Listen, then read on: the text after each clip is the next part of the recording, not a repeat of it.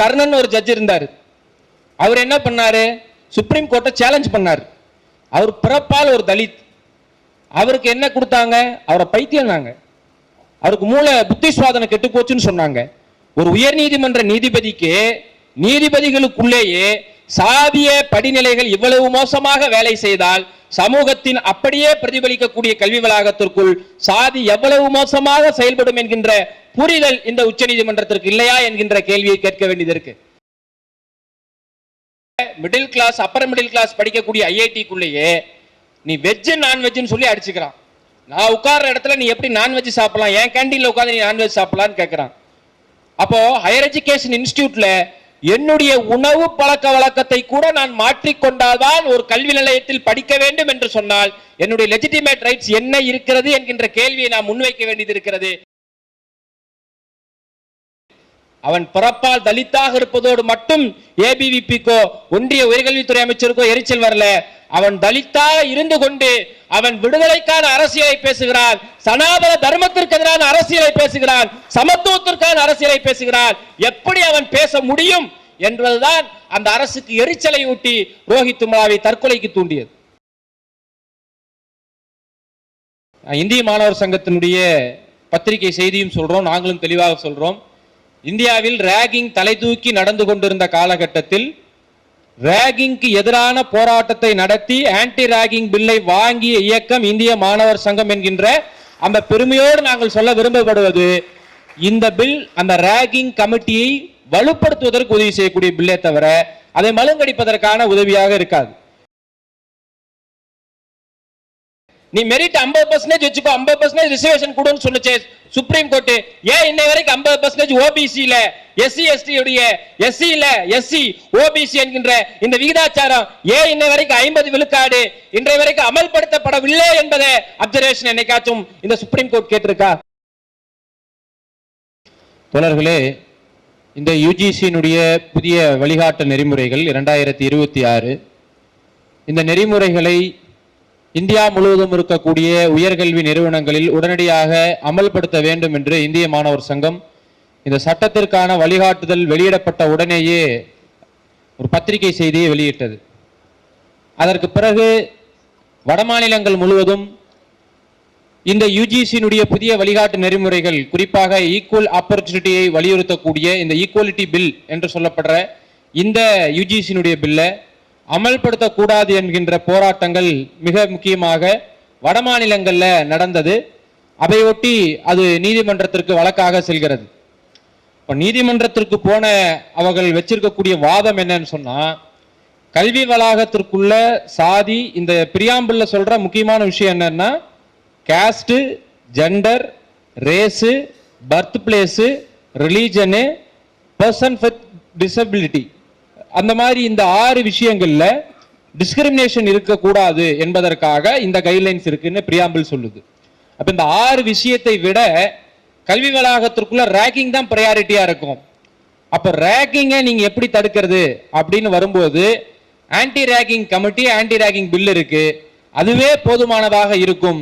இப்ப உதாரணத்துக்கு அவங்க என்ன வாதத்தை சுப்ரீம் கோர்ட்ல சொல்றாங்கன்னா, ஒரு 3rd இயர் ஸ்டூடெண்ட் வந்து ஒரு ஷெட்யூல் ட்ரைபாவோ ஒரு ஷெட்யூல் காஸ்டாவோ அல்ல அதர் ஓபிசியா இருக்கக்கூடிய ஒருத்தர் ஃபர்ஸ்ட் இயர்ல வரக்கூடிய ஜெனரல் மாணவரை வந்து ரேகிங் பண்ணிட்டாருன்னு சொன்னா, அந்த மாணவர் ரேகிங்க்கு கம்ப்ளைண்ட் கொடுத்தா இந்த ஷெட்யூல் ட்ரைபோ ஷெட்யூல் கிளாஸோ அல்லது ஓபிசியாவே இருக்கக்கூடிய மாணவர் அதை கேஸ்ட் டிஸ்கிரிமினேஷனா வந்து யூட்டிலைஸ் பண்ணிக்குவாரு, தப்பித்துக் கொள்வதற்கு பயன்படுத்துவார்ல.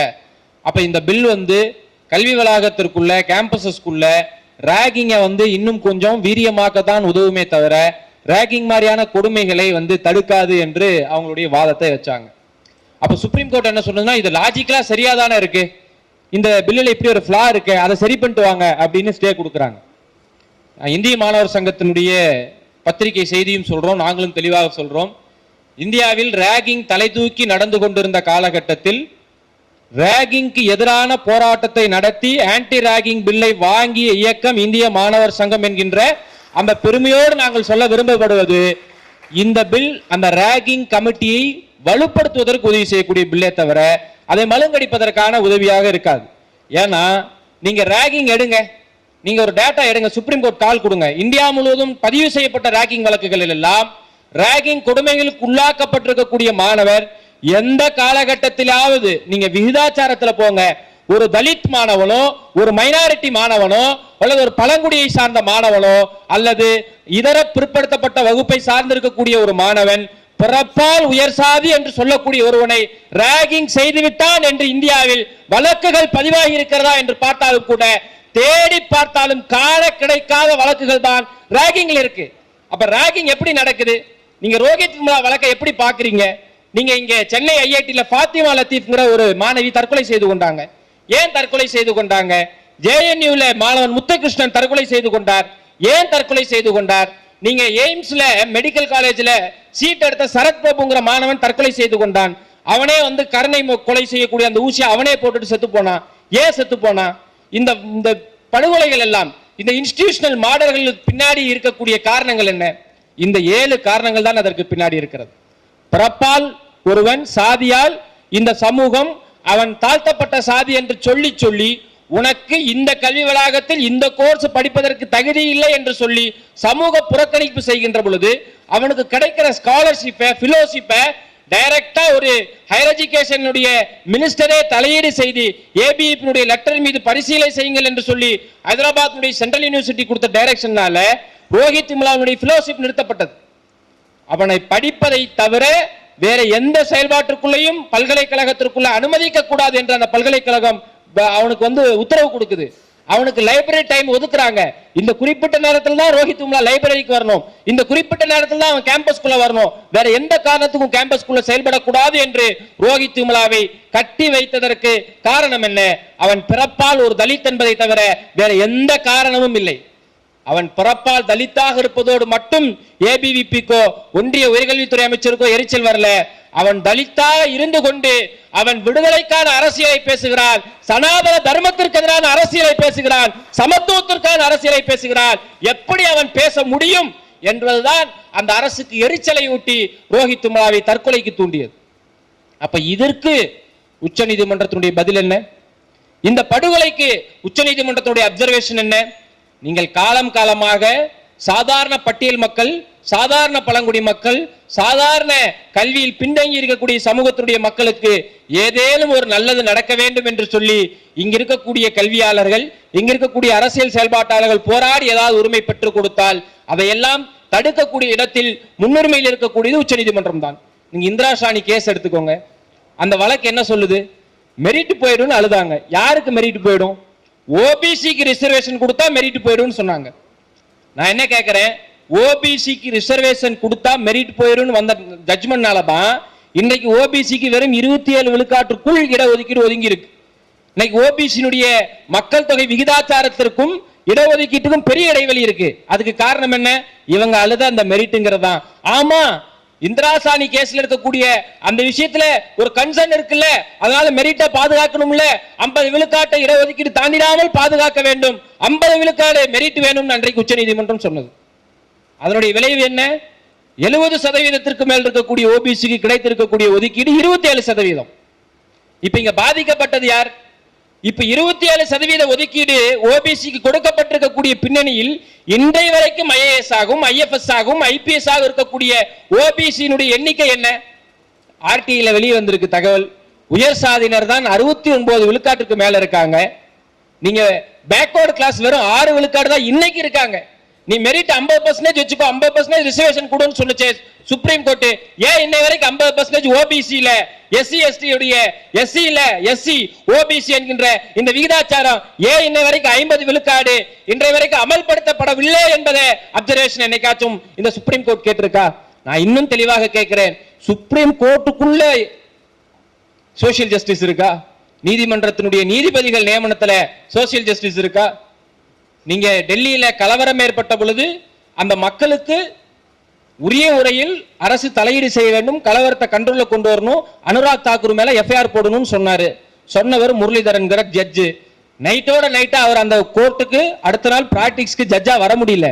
இதான் நீதிமன்ற நீதிபதிகளுக்கு இருக்கக்கூடிய நிலைமை. ஆனா நீங்க பாருங்க, கர்ணன் ஒரு ஜட்ஜ் இருந்தாரு. அவர் என்ன பண்ணாரு? சுப்ரீம் கோர்ட்டை சேலஞ்ச் பண்ணார். அவர் பிறப்பால் ஒரு தலித். அவருக்கு என்ன கொடுத்தாங்க? அவரை பைத்தியம்னாங்க. அவருக்கு மூளை புத்தி சுவாதனை கெட்டு போச்சுன்னு சொன்னாங்க. ஒரு உயர் நீதிமன்ற நீதிபதிக்கு நீதிபதிகளுக்குள்ளேயே சாதிய படிநிலைகள் இவ்வளவு மோசமாக வேலை செய்தால் சமூகத்தின் அப்படியே பிரதிபலிக்கக்கூடிய கல்வி வளாகத்திற்குள் சாதி எவ்வளவு மோசமாக செயல்படும் என்கின்ற புரிதல் இந்த உச்சநீதிமன்றத்திற்கு இல்லையா என்கின்ற கேள்வியை கேட்க வேண்டியது இருக்கு. பிரின்ஸ் பேசும்போது சொன்னார், உப்பு சப்பு இல்லாத இந்த சட்டத்துக்கா நாம அப்படின்னு கேட்டார். நாம 1921 அகமதாபாத் மாநாட்டில் மௌலானா ஹஜரத் மொஹானி கம்ப்ளீட் இண்டிபெண்டன்ஸ் தான் கேட்டாரு. ஆனா நமக்கு கிடைச்சது என்னமோ சாதாரண அரசியல் சுதந்திரம் தான். பொருளாதார சுதந்திரம் இன்ன வரைக்கும் கிடைச்சிருக்கா? சமூக சுதந்திரம் இன்ன வரைக்கும் கிடைச்சிருக்கா? இன்னைக்கும் போராட வேண்டி இருக்கு. இன்னைக்கும் சாம்சங்ல சங்கமைக்கிறக்கே போராட வேண்டி இருக்கு. அதுக்காக சுதந்திரம் வேணானா சொல்லிட முடியும்? போராட்டங்கள் தான் நம்முடைய கிடைக்கப்பட்ட உரிமைகளை வலுப்படுத்தக்கூடிய ஒரு ஆயுதமாக இருக்கிறது. அதை போராடுவதற்கு இந்த யுஜிசியினுடைய பில்லை ஆயுதமாக பயன்படுத்த வேண்டும். அதற்காக அதை அமல்படுத்துங்கள் என்று இந்திய மாணவர் சங்கம் கேட்கிறோம். இதுல என்ன தவறு இருக்க போகுது? ஆயுதமே இல்லாம போராடுறதுக்கும் ஆயுதத்தோடு போராடுறதுக்கும் ஒரு வித்தியாசம் இருக்கு. அப்போ சாதிய மனநிலைக்கு எதிராக, பிறப்பு அடிப்படையில் ஒருத்தன் ஒடுக்கப்படுவதற்கு எதிராக போராடுவதற்கு, நியாயம் கேட்பதற்கு ஒரு வாய்ப்பாக இந்த யுஜிசியினுடைய புதிய வழிகாட்டுதல்கள் இருக்கிறது என்பதை நாம் புரிந்து கொள்ள வேண்டும். அதிலிருந்து நம்முடைய போராட்டங்களை கட்டமைப்பதற்கான ஒரு வழிகாட்டுதலை நாம் பெற முடியும் என்பதில் இதுல பல்வேறு மாற்று கருத்துக்கள் பல்வேறு நபர்களுக்கு இருக்கலாம். ஆனாலும் கூட இதை முழுமையாக அமல்படுத்த வேண்டிய அவசியம் இன்றைக்கு காலத்தினுடைய தேவையாக இருக்கிறது. யுஜிசியினுடைய ரெகுலேஷன்ல சோசியல் ஈக்குவாலிட்டியை உறுதிப்படுத்துவதற்கு அந்த ஒவ்வொரு யூனிவர்சிட்டி கேம்பஸ்க்குள்ள higher education equal opportunity centre, social equal opportunity centre உருவாக்குங்க. அதுக்கு கீழே சமத்துவ படை, ஈக்குவாலிட்டி ஸ்குவாட் அப்படிங்கிற ஒரு ஸ்குவாடை உருவாக்குங்கன்னு சொல்றாங்க. இதைத்தான் ஜஸ்டிஸ் சந்துரு தனிநபர் ஆணையத்தின் மூலமாக அவர் கொடுத்திருக்கக்கூடிய வழிகாட்டுதல். அவர் சொல்றது என்ன? சமூக நீதி படை என்று உருவாக்குங்கன்னு சொல்றாங்க. அப்போ நாம கேட்கக்கூடிய அந்த சில கோரிக்கைகளும் இதுக்குள்ள இருக்கு.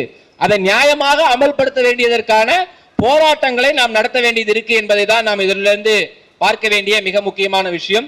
அந்த அடிப்படையில் இந்தியா முழுவதும் இருக்கக்கூடிய கல்வி நிலையங்கள்ல இன்றைக்கு மிக மோசமாக உயர்கல்வி நிறுவனங்கள்ல அந்த பிரியாம்பிள் ரொம்ப தெளிவா சொல்லுது. ஒரு கேம்பஸ்குள்ள ஒரு ஸ்டூடெண்ட் வந்துட்டான்னா கல்வி பெறுவதை அவனுடைய லெஜிட்டிமேட் ரைட்ஸ், அந்த லெஜிட்டிமேட் ரைட்ஸை எதுவுமே மறுக்க கூடாது.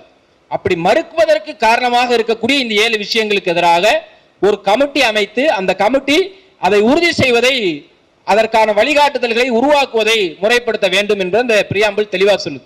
நீங்க லெஜிட்டிமேட் ரைட்ஸ்னா நீங்க ஐஐடிக்குள்ள ஒரே நீங்க எஸ்சி எஸ்டின்னு அப்படியெல்லாம் கூட வேண்டாம்.